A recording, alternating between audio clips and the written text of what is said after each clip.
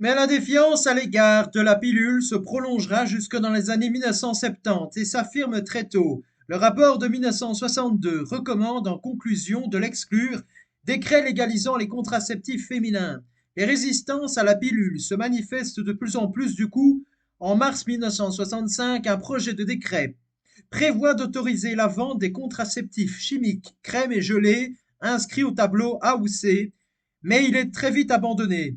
Le 27 octobre 1965, avant l'élection présidentielle française, le ministre de la Santé, Raymond Marcellin, nomme une commission chargée d'étudier les effets éventuels d'absorption de produits anticonceptionnels. C'est la commission pilule, comme elle est appelée par les journalistes, regroupant 14 professeurs de médecine et des spécialistes pour étudier les conséquences éventuelles sur la santé de l'absorption de produits anticonceptionnels. Elle vend ses conclusions le 21 mars 1966 et ne voit aucune contre-indication médicale. Source: Les espoirs déçus par la loi Neuwirth, par Sophie Chauveau, dans la revue Femmes, Genre, Histoire, 2003, Archives. Il faut cependant attendre encore un an avant la loi Neuwirth de 1967. La loi Neuwirth, adoptée par l'Assemblée nationale le 19 décembre 1967, autorise l'usage des contraceptifs et notamment la contraception orale. Le gaulliste Lucien Neuwirth, partisan de longue date de l'abrogation de la loi de 1920, mène un combat pour la libéralisation de la contraception malgré l'opposition de la majorité de droite.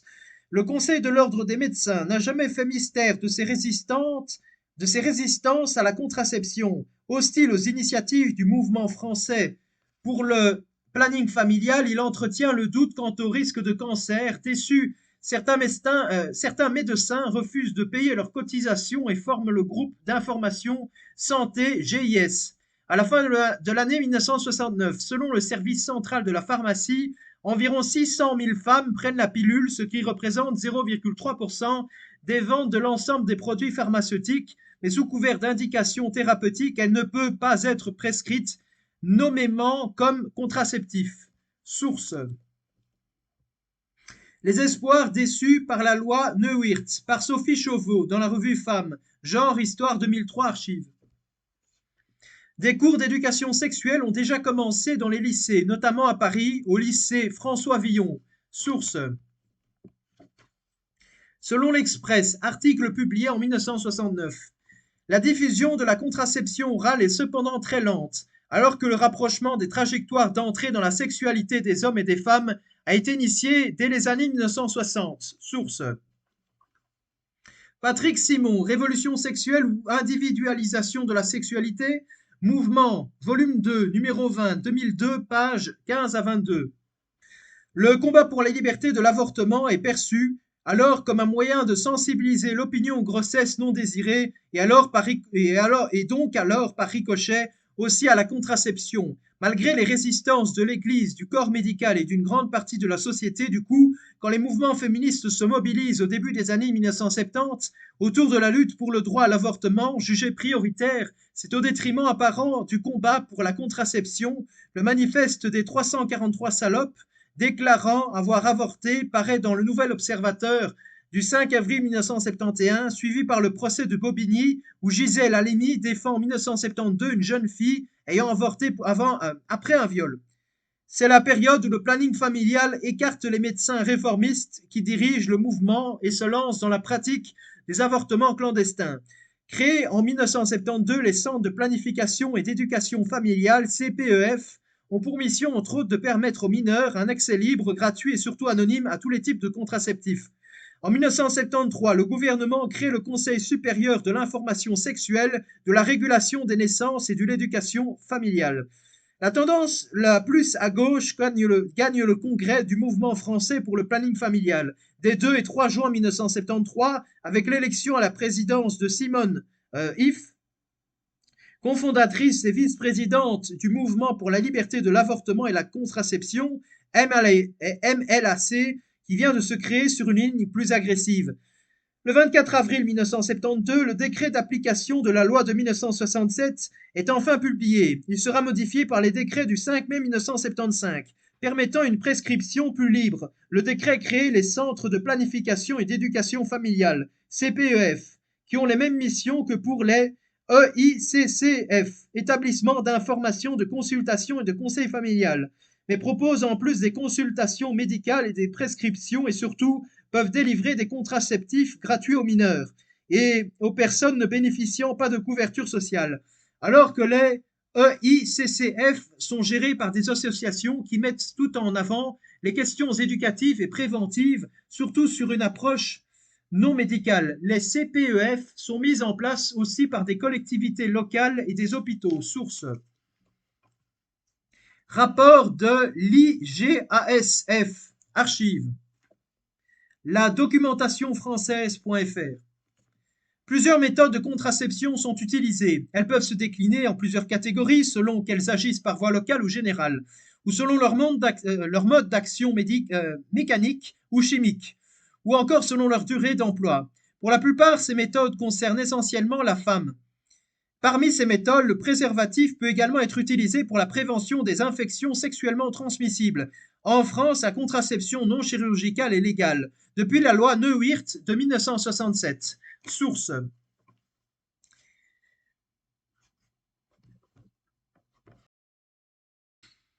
Loi numéro 67-1176 du 28 décembre 1967, dite Neuwirth, relative à la régulation des naissances et abrogeant les articles L.648 et L.649 du Code de la santé publique. Archives. Il en est de même pour la stérilisation contraceptive depuis la loi Aubry de 2001. Concernant les personnes mineures, seule la stérilisation est interdite, tandis que les autres méthodes contraceptives ne sont pas soumises à l'autorité parentale. C'est le cas depuis la même loi de 2001. Source. Loi numéro 2001-588 du 4 juillet 2001. La contraception est accessible à la prise en charge par l'assurance maladie depuis 1974. Source. Loi numéro 74-1026 du 4 décembre 1974. En 2013, la part de remboursement s'élève à 80% pour la stérilisation, 65% pour certaines pilules, l'implant, l'injection et le dispositif intra-utérin, et moins de 10% pour le diaphragme, les préservatifs, la cape cervicale, le spermicide, certaines pilules, le timbre et l'anneau vaginal ne sont pas remboursés. Source. Institut national de prévention en santé, choisir sa contraception 2013. Depuis le 1er juillet 2016, source. Contraception archive, amélie.fr, assurance maladie, consultez le 8 juillet 2016. La contraception des mineurs de plus de 15 ans est facilitée par l'accès gratuit à certains examens médicaux préalables à la prescription d'une contraception et à la prise en charge à 100% de certains moyens de contraception.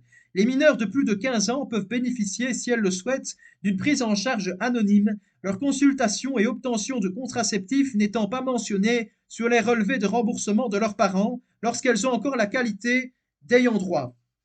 Contrôle des naissances. Margaret Higgins Sanger, née le 14 septembre 1879 à Corning, est morte le 6 septembre 1966 à Tucson, est une militante américaine qui lutta pour la contraception et la liberté d'expression. Le 16 octobre 1916, Margaret Sanger a ouvert l'une des premières cliniques de contrôle des naissances aux États-Unis à Brooklyn, New York, que certains ont appelé la Brownsville Clinic, située au 46 rue en Bois. La clinique était un endroit où Sanger et son personnel communiquaient verbalement avec les femmes à la recherche d'informations sur le contrôle des naissances. Au début des années 1900, le contrôle des naissances et l'avortement étaient illégaux aux États-Unis. Et la publication ou la circulation d'informations sur les deux sujets était jugée obscène et illégale par la loi fédérale Comstock. La clinique n'a été ouverte que 10 jours. Elle a fermé ses portes après avoir été reconnue coupable de violation de la loi Comstock.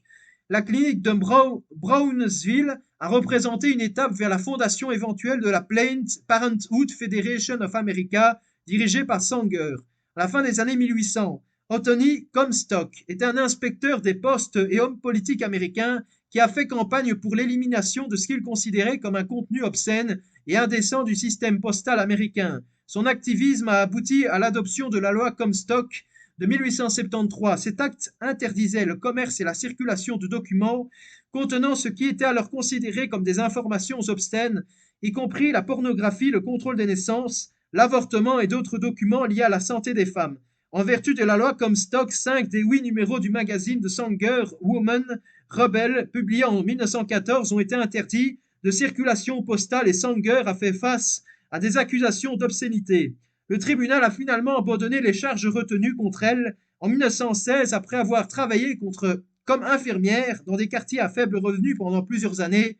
Sanger a affirmé que la présence de criminels, de personnes handicapées mentales et de personnes impliquées dans la prostitution était le produit de familles avec trop d'enfants. Selon ses écrits, Sanger croyait que la limitation de la famille pouvait améliorer la vie des familles à faible revenu en empêchant la naissance d'enfants que ces familles ne pouvaient pas se permettre d'élever.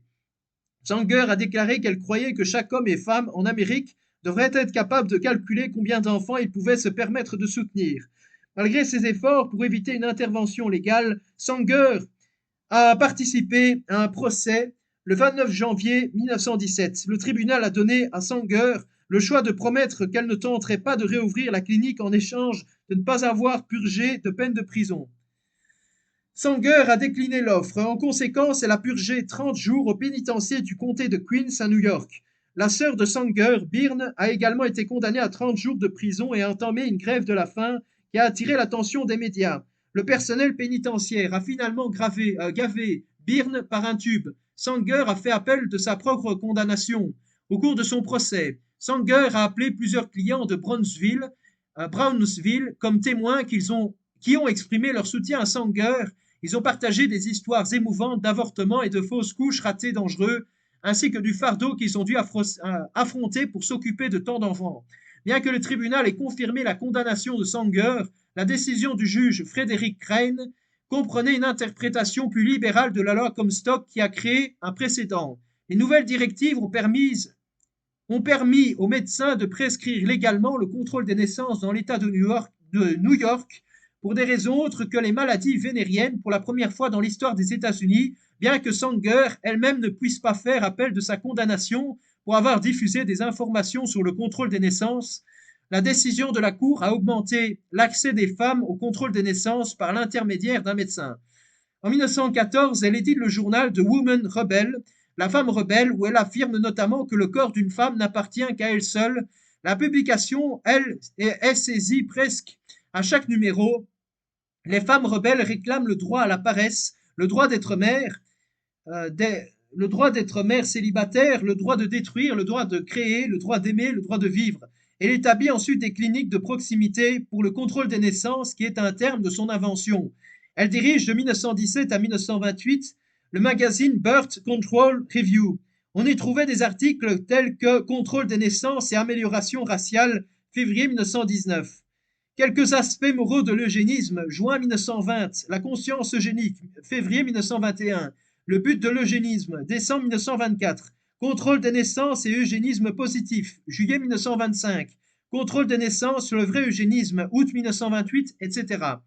En 1921, Sanger a fondé l'American Birth Control League pour continuer à développer le contrôle des naissances aux États-Unis et dans le monde en publiant des livres, des brochures et des articles sur le sujet. En 1953, l'American Birth Control League était devenue la Planned Parenthood Federation of America et Sanger a été la première présidente de cette organisation. Après la mort de Sanger en 1966, la fédération a continué de croître et en 2018, elle exploitait plus de 600 centres de santé à travers les États-Unis. Voici ce que Margaret Sanger écrivait en 1919. Source.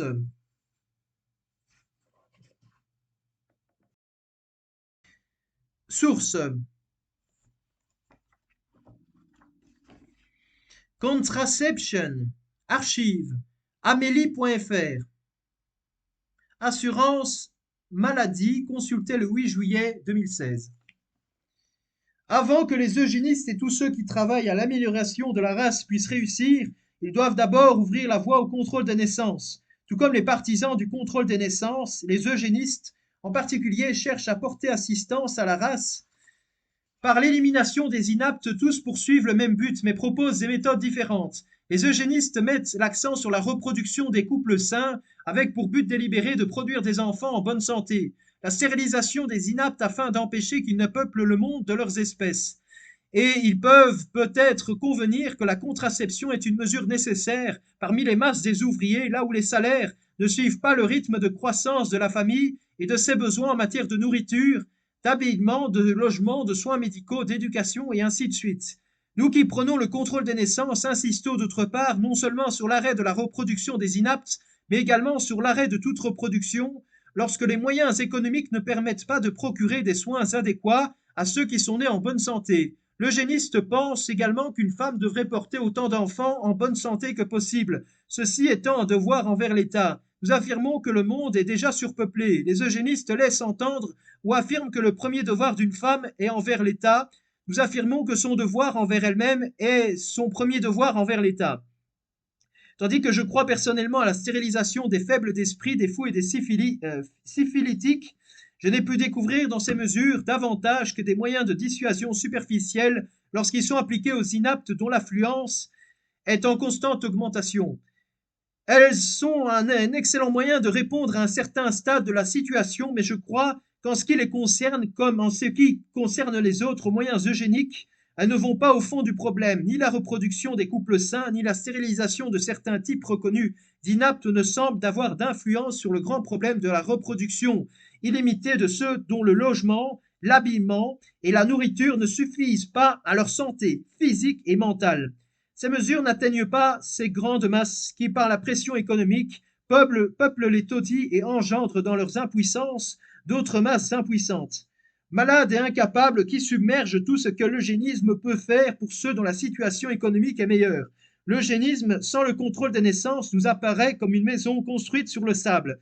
Il est à la merci de l'affluence grandissante des inaptes. Il ne peut pas résister au vent déchaîné de la pression économique qui ont secoué une partie considérable de la race humaine qui s'est retrouvée dans l'abandon partiel ou total. C'est seulement sur une maternité libre et autodéterminée que peut reposer toute structure inébranlable visant l'amélioration de la race.